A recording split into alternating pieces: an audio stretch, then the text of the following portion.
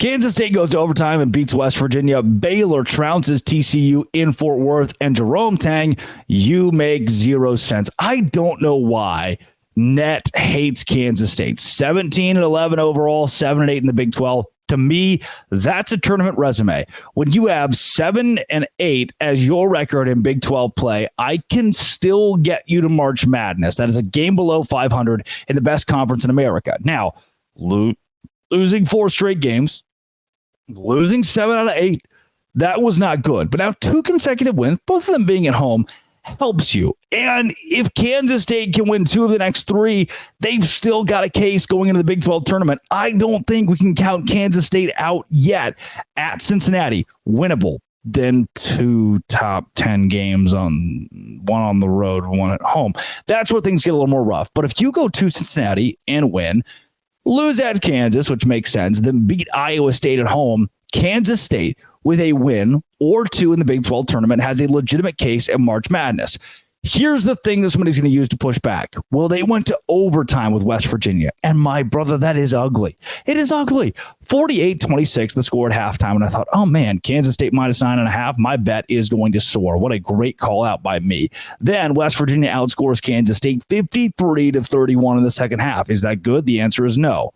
They go to overtime, where Jerome Tang is an absurd 12-0 in his career now at Kansas State, outscoring the Mountaineers 15-11. We know that West Virginia is not going to March Madness. We know that after the whole Bob Huggins situation, the team that was going to be one of the most dangerous, sneaky squads in the conference is down and out. But what Kansas State did was they won. And that sounds maybe cliche or mundane or like something that doesn't, like, oh yeah, they won, but they won ugly.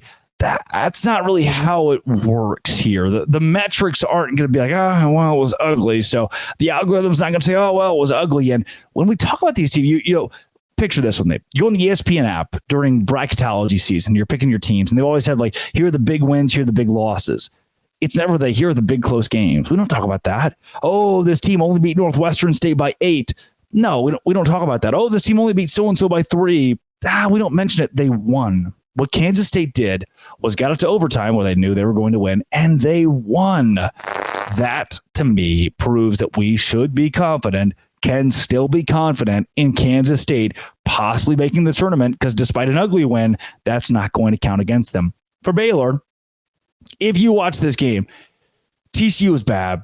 Offensively bad, and Baylor's defense is just not elite. I was looking at some of the analytics last week, and Baylor's defense has struggled so much under Scott Drew this season, and I just wasn't confident as a Baylor alum that the Bears would win in Fort Worth, because it's a team they've already lost to in Waco, and all TCU has to do is just follow up that win on the road with a win at home, and they couldn't. Not only could they not win, it was ugly. I don't know if it's going to affect their March Madness prowess. I still believe TCU gets in.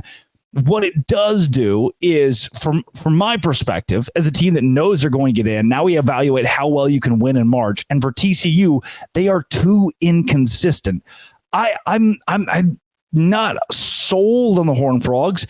I won't sell the Horned Frogs. I'm stuck. What do I do with this team? What do I do? Like losing to Texas at home by 11, losing to Baylor at home, going and losing to Iowa State at home, but on the road beating Kansas State, and going on the road to beat Baylor earlier this year, and fighting Texas Tech on the road, and beating Oklahoma State on the road where I thought they kind of handled them, beating Houston earlier this season when Oklahoma should have beat Kansas, and Oklahoma was top 10 when you beat them. And I just don't know where we put TCU. We put them in March.